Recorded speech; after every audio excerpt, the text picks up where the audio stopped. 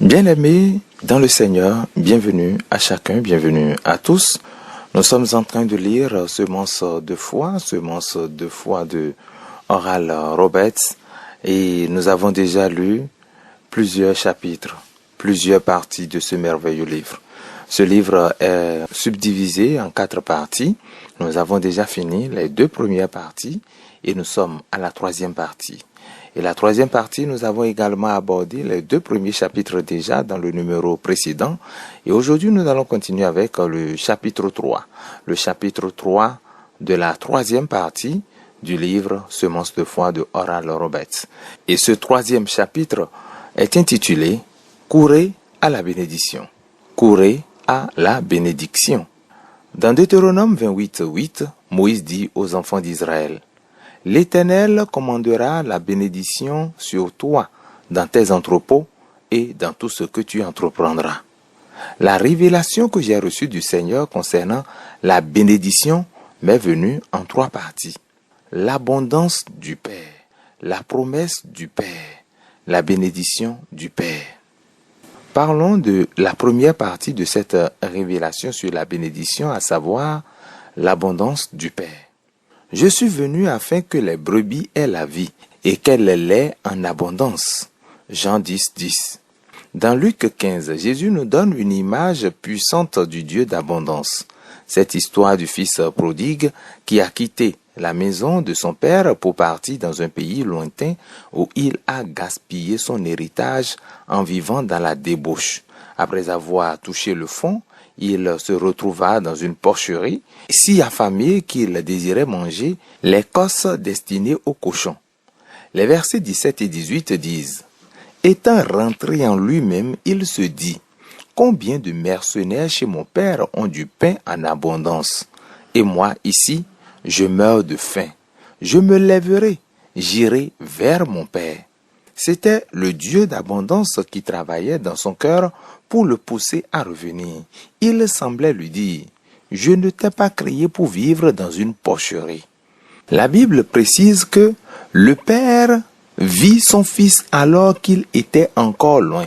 Ça, c'est le verset 20.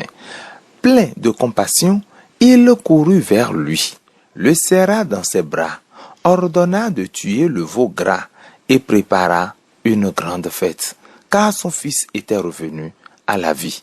Lorsque le fils aîné rentra à la maison et vit tout ce tapage, il fut furieux.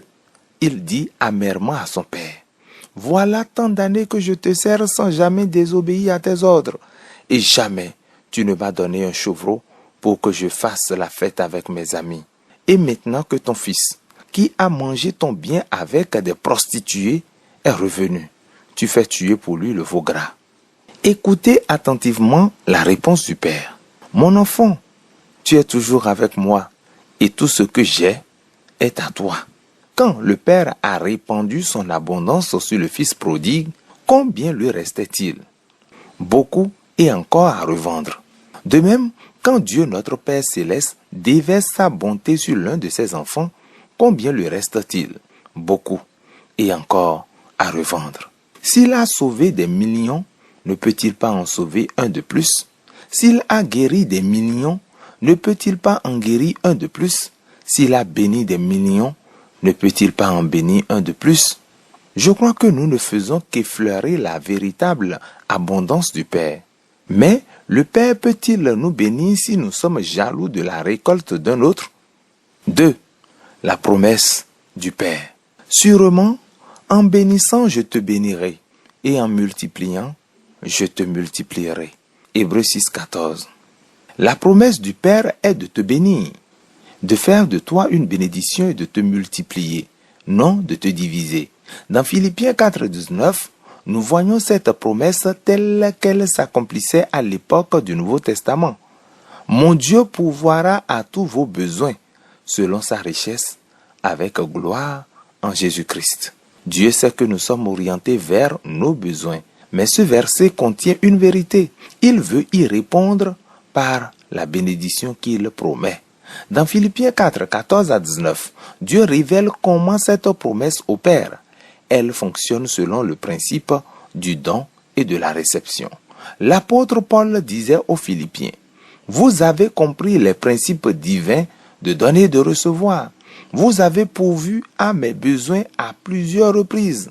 En retour, Paul leur expose 6 puissantes bénédictions liées au don selon le plan de Dieu.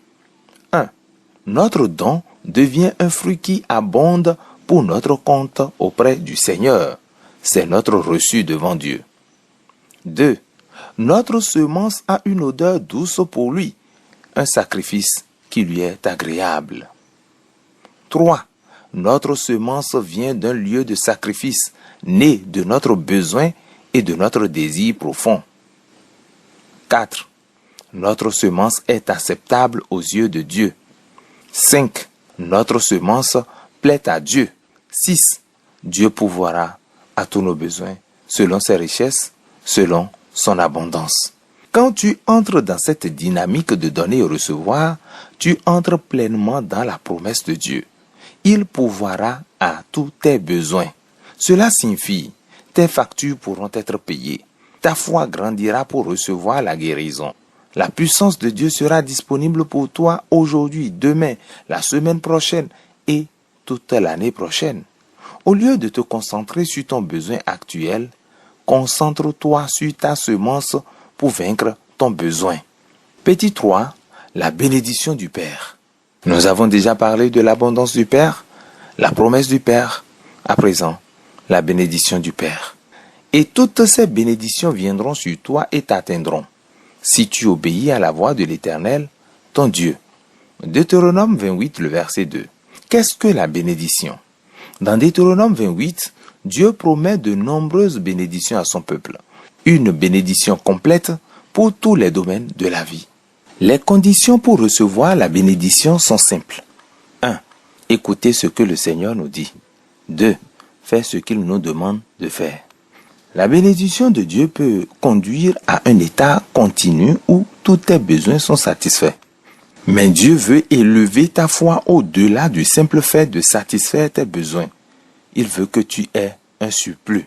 Oui, il est profondément concerné par tes besoins, mais il désire que tu sois approvisionné en avance pour que, lorsque le besoin surgit, il ne te submerge pas. Au contraire, tu te lèves avec foi, déclarant que tu as une semence dans ton compte céleste, un droit basé sur ton reçu spirituel pour t'appuyer sur ton Père céleste. Il répondra à ton besoin et réprimandera le dévoreur à cause de toi. Dieu commande la bénédiction sur nous dans nos entrepôts. Remarquez que Dieu n'ordonne pas la bénédiction sur ses entrepôts, mais sur vos entrepôts. Il est écrit, le Seigneur commandera la bénédiction sur toi, dans tes magasins et dans tout ce à quoi tu mets la main. Deutéronome 28, 8. Peut-être pensez-vous, mais Oral, je n'ai pas d'entrepôt. La Bible enseigne pourtant que vous ne devez pas vous limiter à un seul entrepôt, mais en avoir plusieurs. J'ai demandé au Seigneur quelle est la meilleure façon pour nous de construire nos entrepôts. Et il m'a rappelé 2 passages des Écritures. 1. Malachie 3, 10 à 11. Apportez toutes les dîmes dans le magasin, la réserve de Dieu, afin qu'il y ait de la nourriture dans ma maison.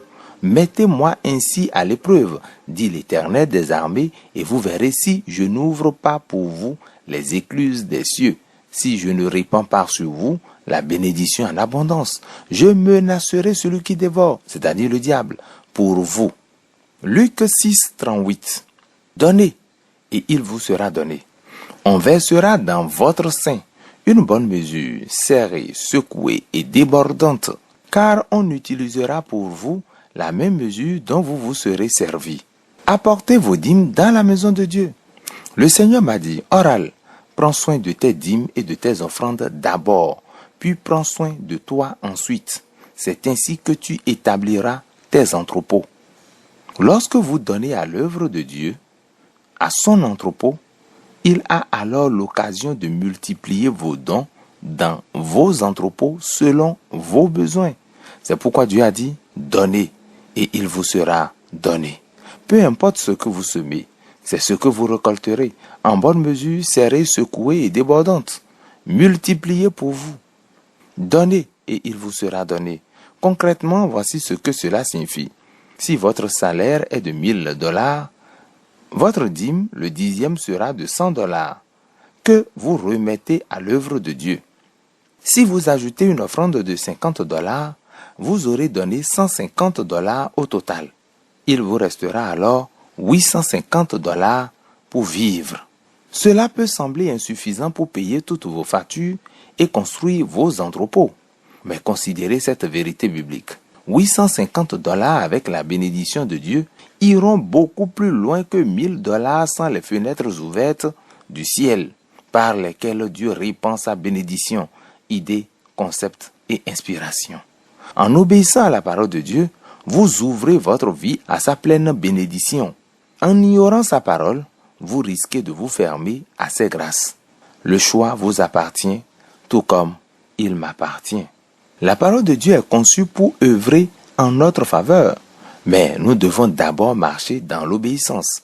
Alors, ce que nous donnons sera béni, multiplié et nous reviendra sous forme de récolte miraculeuse. Dieu m'a montré, à travers ses Écritures, 7 façons de multiplier nos semences. 1. Donnez et il vous sera donné. Qu'est-ce que cela signifie? C'est tout ce que vous donnez au Seigneur.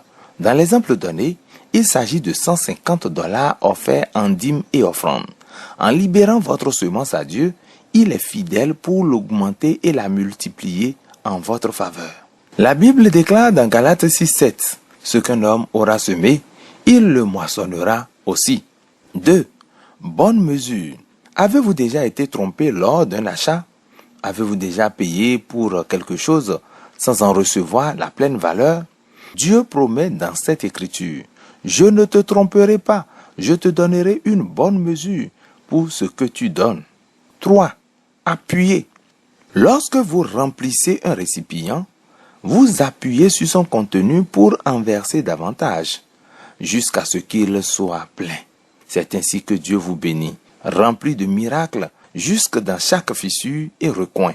N'oubliez jamais que Dieu veut que vous receviez des miracles, car vous ne pouvez pas vivre la vie la plus abondante sans eux. 4. Ensemble. Votre bénédiction est pressée, puis secouée, puis encore pressée. Dieu dit, je vais secouer votre bénédiction pour qu'il n'y ait aucune place vide dans votre panier ou votre récipient. Il veut s'assurer que chaque espace soit comblé et prêt à recevoir le miracle. 5. Débordement. Le débordement signifie que vous ne pouvez pas tout contenir. Comme l'affirme Malachie 3.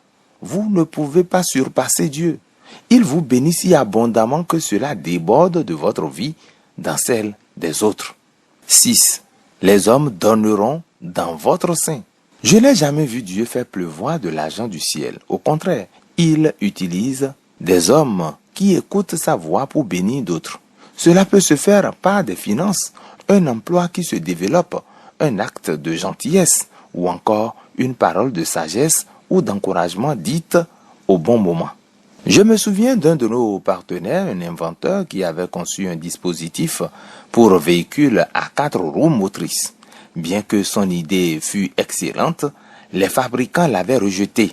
Découragé, il avait rangé ses plans dans son grenier, convaincu malgré tout de la validité de son invention.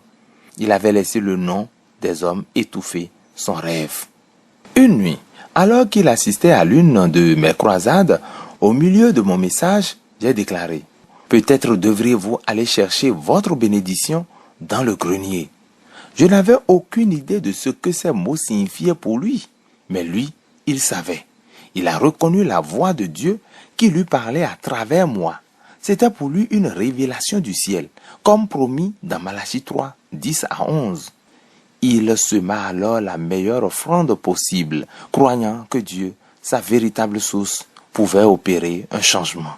Après le service, il rentra précipitamment chez lui, monta au grenier, retrouva ses plans et retourna voir la même entreprise qu'il avait rejetée. Par la grâce de Dieu, cette fois-ci, ils acceptèrent ses plans et lui ordonnaient une prime sur chaque véhicule vendu. Ce contrat lui rapporta plusieurs millions de dollars sur plusieurs années. Ce frère est venu me rencontrer plus tard pour partager son témoignage.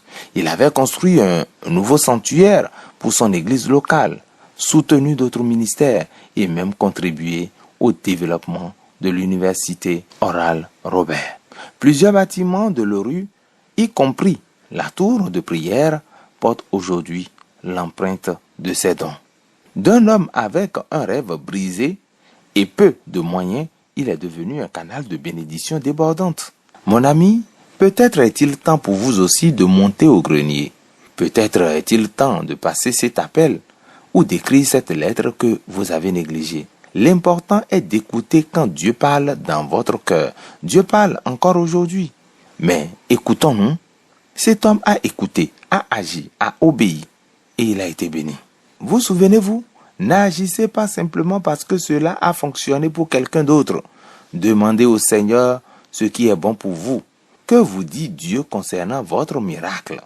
Rappelez-vous, Jésus a dit que votre moisson viendrait par les mains des hommes.